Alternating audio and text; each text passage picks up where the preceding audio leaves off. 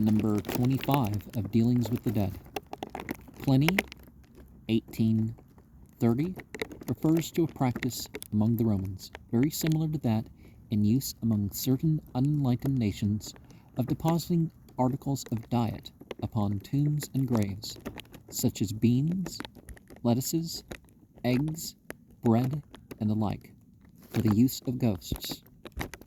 The stomachs of Roman ghosts were not supposed to be strong enough for flesh meat.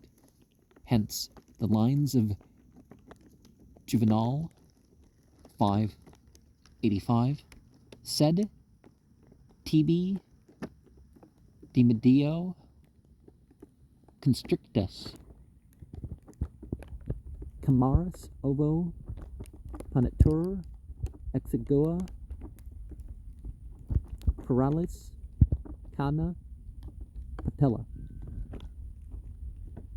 And I wonder why some dietary taboos have developed. And if certain foods were for the dead, that could be why. The Silicernium, or Cana funebris, was a very different and more solid affair. At first blush, to use a common and sensible expression, there seems no respectable keeping between the art of burying the dead and that of feasting the living. Depositing those whom we love in their graves is certainly the very last relish for an appetite. Something of this was undoubtedly done of old, under the promptings of Epicurean philosophy, upon the dum vivamus principle, and in that spirit which teaches the soldier, when he turns from the grave, to change the mournful for the merry strain, the desire of equaling or excelling others in the magnificence of funeral parade has ever been a powerful motive. The eyes of others destroy us, says Franklin, and not our own. Grief for the departed and sympathy with the bereaved were not deemed sufficient to ensure an imposing parade. Games and festivals were therefore provided for the people. Among other attractions, masses of uncooked meat were bestowed upon all comers. This was the discreto of the Romans. The word seems to have a different import. Viscera, however, signifies all beneath the skin, as may be seen by consulting Serve in Virgil's Aeneid 1:211. I don't remember what Serve stands for. Suetonius, Caesar 39, and Cicero de Officiis 2:16 refer to this practice. It was by no means very common, but frequently adopted by those who could afford the expense and were desirous of the display. Marcus Flavius had committed an infamous crime. He was popular, and the aediles of the people had fixed a day for his absolution. Under pretense of celebrating his mother's funeral, he gave a visceratio to the people. Pupulo visceratio data. Flavio. In funere matis, errant qui per specium honoranda parentis meritum merctum populo salutam interpreterentur quodcum de dicta ab redilibus crimin suprata matris familia absolvisset.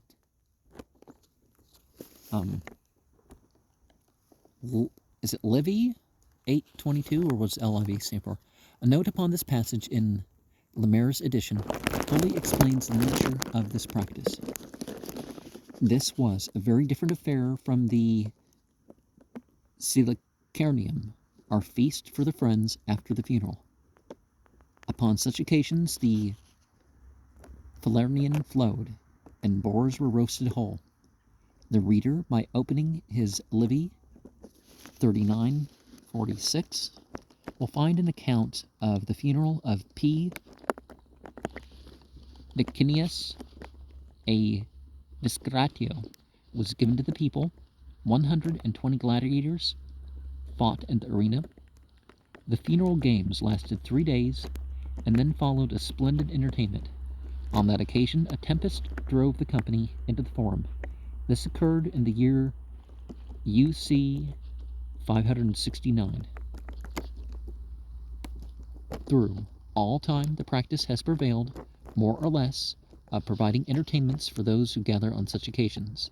In villages especially, and within my own recollection, the funeral has been delayed to enable distant friends to arrive in season, and the interval has been employed in the preparation of creature comforts, not only for such as attended and observed the ceremonial of an hour, but for such as came to the bereaved, like the comforters of the man of Uz, every one from his place, and sat down with him 7 days and 7 nights.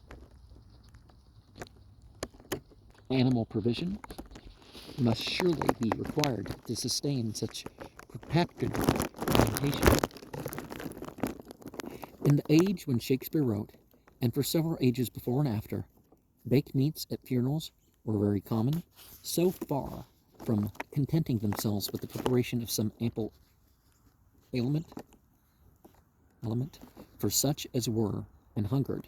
The appetites of all were solicited by a parade of the rarest liquors and the choicest viands. Tables were spread in the most ample manner, and in the transition was immediately from the tomb to the festal board. The requiescal in pace was scarcely uttered before the blessing was craved on the baked meats. It matters little from what period of history we select our illustrations of this truth. Suppose we take our examples from the reign preceding that in which Shakespeare was born, comprehend some other incidents in our collection, and rely for our authority on good old John Strype, who was himself born in 1643. There is no higher authority. I'll present a few specimens from his ecclesiastical memorials.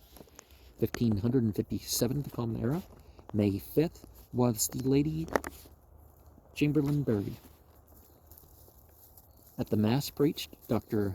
Chadsey, a great dole of money was given at the church, and after a great dinner,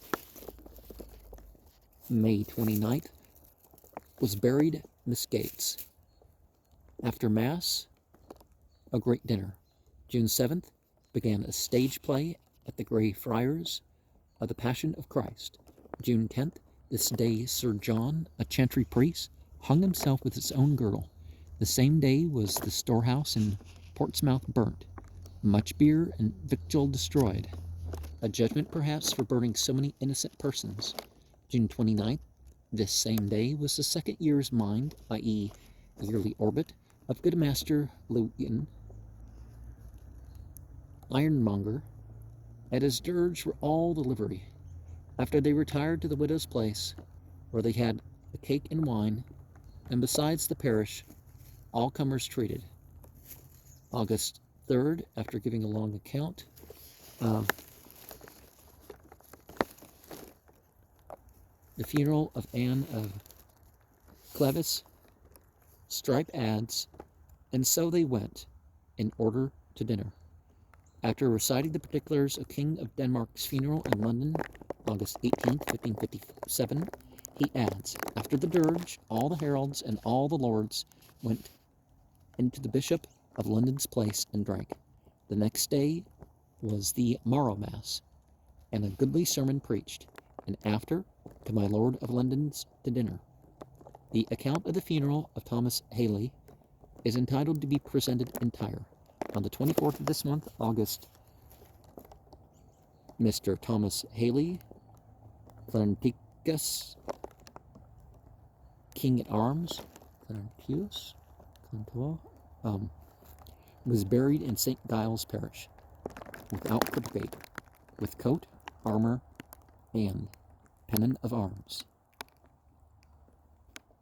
and scutcheons of his arms, and 2 white branches, 12 staff torches, and 4 great tapers, and a crown. And after dirge, the heralds repaired into Greenhill, the wax handler, a man of note, being a wax chandler to Cardinal Poe, living hard by, when they had spice bread and cheese, and wine great plenty. The morrow mass was also celebrated, and sermon preached, and after followed a great dinner, whereat were all heralds, together with the parishioners. There was a supper also, as well as a dinner. After a long account of the funeral of the Countess of Arundel, October 5th, 1557, all the customary words, and after all departed to my lord's place to dinner. November 12th, Mr. Maynard, merchant, was buried, and after the company departed to his house at Poplar to a great dinner. October 19th died the Lord Bray, and so he went by water to Chelsea to be buried, and so on and so on. Many priests and clerks attended. They all came back to this Lord's place, at Blackfriars to dinner. At the funeral of Richard Capet, February 1st, all returned to dinner. On the 16th, Mr. Pinoy, fishmonger, and a brother Jesus was buried, all being performed at the church. The company retired to his house to drink. On the 24th, a great dinner after the funeral of Sir George Bowers. This testimony is inexhaustible. After the funeral of Lady White, March 2nd, Stripe says, there was as great a dinner as has been seen. I will close with 2 examples. August 3rd, 1588, the Lady Rowlett was buried, and after Mass, the company retreated to the place to dinner, and was plentifully furnished with venison, fresh salmon, fresh sturgeon, and many other fine dishes. On the 12th, died Mr. Mackle, alderman and clothes worker. After a sermon by a Grey Friar, the Lord Mayor and alderman and all the mourners and ladies went to dinner, which was very splendid, lacking no good meat, both flesh and fish, and 100 marchpanes.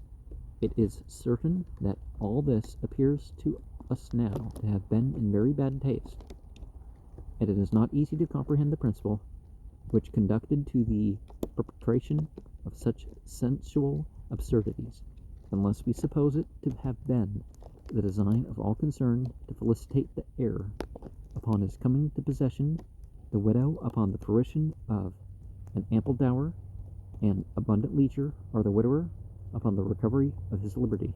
This is not the only occasion upon which man's features are required, from the extreme suddenness of the change, to undergo a process of moral distortion amounting to grimace.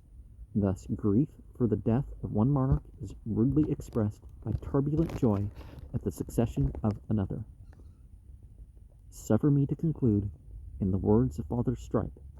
The same day Queen Mary deceased, in the morning between 11 and 12, the Lady Elizabeth was proclaimed Queen. In the afternoon, all the churches in London rang their bells, and at night were bonfires made and tables set in the streets, and the people did eat and drink and make merry. That's that line in Aleister Crowley's Book of the Law. Well, it's supposed to have been revealed by entities, and perhaps it was. A feast for life and a greater feast for death. Some of the Sufis do that. They visit the graveyards and they have feasts. But Islam itself does not have funerary meals or any particular funerary sermon. It just tends to be tacked on with the other prayers that are being said, it's like afterwards they do a funeral.